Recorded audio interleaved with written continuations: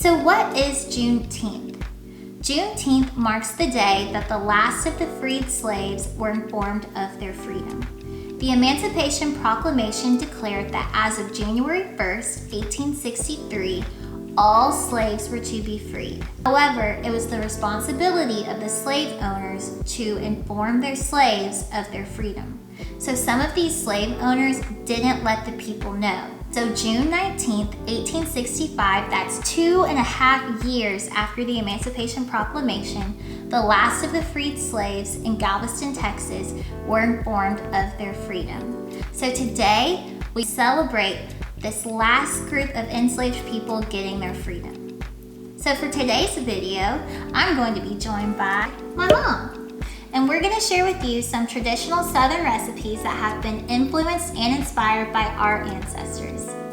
There's a variety of ways to make these dishes, but today we're going to show you how we do it. All right, let's get started. Typically, the enslaved people would cook large one-pot meals of leafy greens like collards and kale. So kale isn't anything new, it's been around for years and people have been eating it for years. They didn't let anything go to waste, so they even saved the juice from their greens to eat as another meal with cornbread. And this meal gave them extra vitamins and minerals and nutrients to get through their hard work day. And to add flavor, they would add their animal rations. These rations included leftover animal parts from pigs and cows that had been butchered. They may have included things like the organs, the feet, and even the skin with fat. They used what they had and made the best of it. And today, people still use a variety of meat cuts to add flavor to their greens. We're going to be adding smoked turkey to ours. You will need 1 medium sweet onion diced, 1.5 tablespoons of minced garlic, 2 tablespoons of apple cider vinegar. You'll need a little salt and pepper, 2 tablespoons of brown sugar, 1 bay leaf, chopped jalapeno pepper, 48 ounces of beef broth. You could also use chicken broth if you like. And then your collard greens. And then lastly, if you want to use a meat to season your greens, you can. We're going to be using smoked turkey. Turn the stove onto medium heat and then pour in your oil. Next, you're going to add in the onion and the minced garlic and saute that for a little bit. Let it sizzle. Then you're going to add in whatever meat you're using to season your greens. So stir that around for a little bit. Now add in your beef broth and your greens. Once your greens are added in, drizzle the apple cider vinegar over the greens and sprinkle your brown sugar and salt and pepper over them. Once the greens start to cook, add in the jalapeno pepper and your bay leaf. Cover them and let them cook on medium-low for about 1.5 hours. Make sure that you stir them occasionally. And there you have it.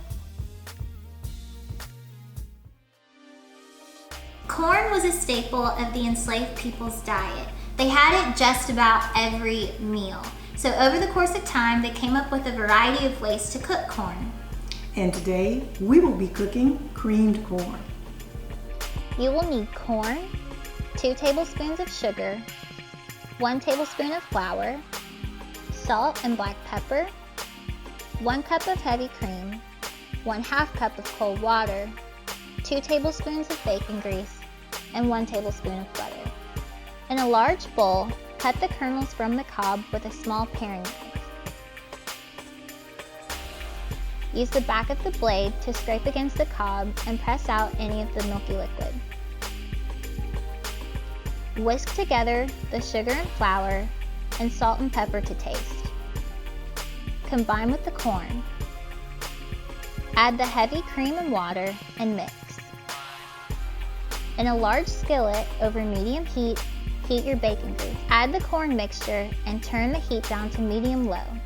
And you want to stir it until it becomes creamy, so they should take about 30 minutes. Add the butter right before serving.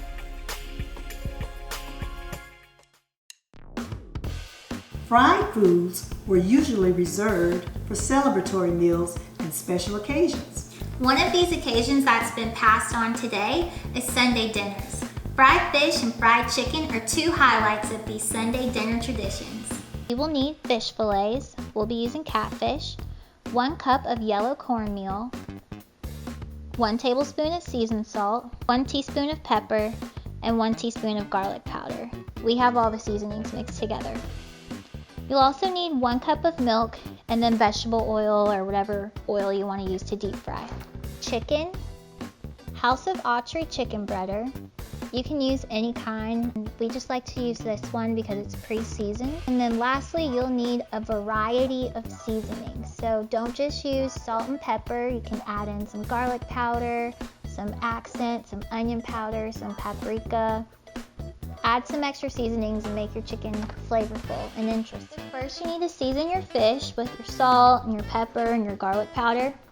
Then put the cornmeal into the container. Dip your fish in the milk, then add it to the container with the cornmeal. Roll the fish in the coating mix until it's all covered. Then once your oil's heated, it's ready to fry.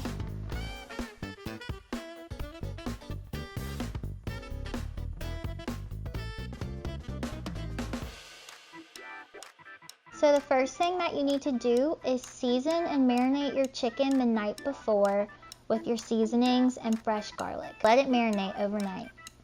We like to coat our chicken the old-fashioned way, so we put the Autry's coating in a bag and then put the chicken in the bag and shake it up. Heat your oil to 375 degrees and then add your chicken. Let it cook for about 7 to 8 minutes on each side.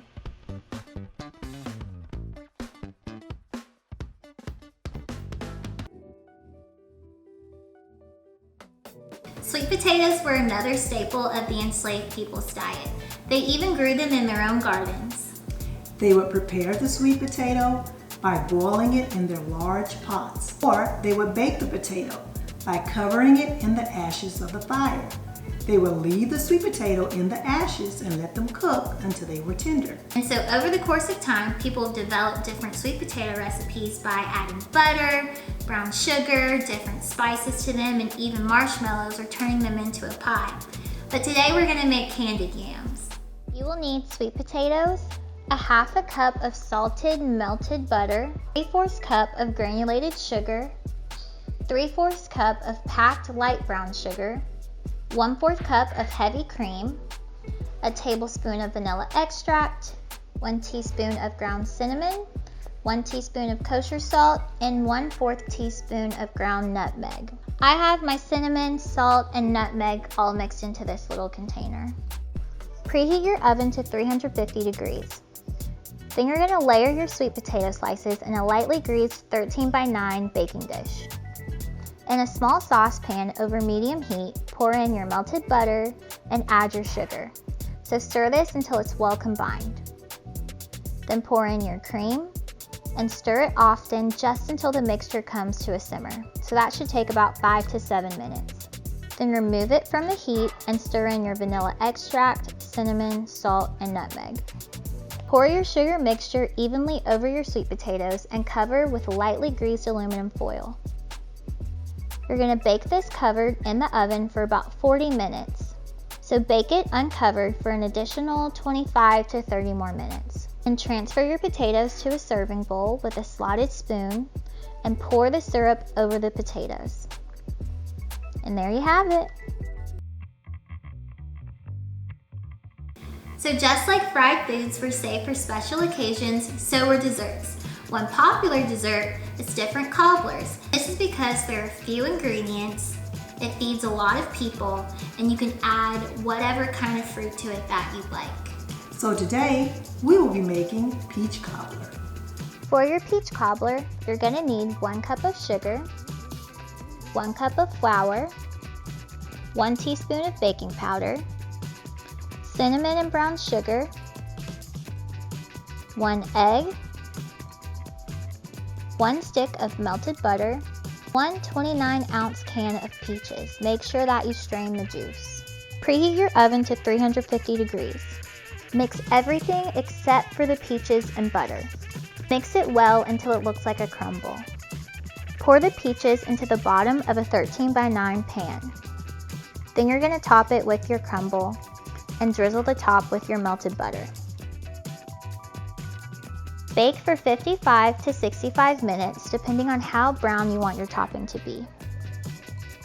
Then enjoy!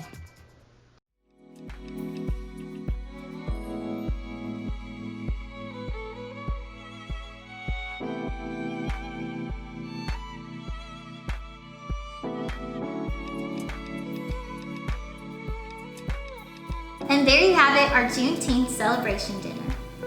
And remember, our ancestors made the best of what they had. Thank you so much for watching. I'll see you next time with another demo. Happy Juneteenth!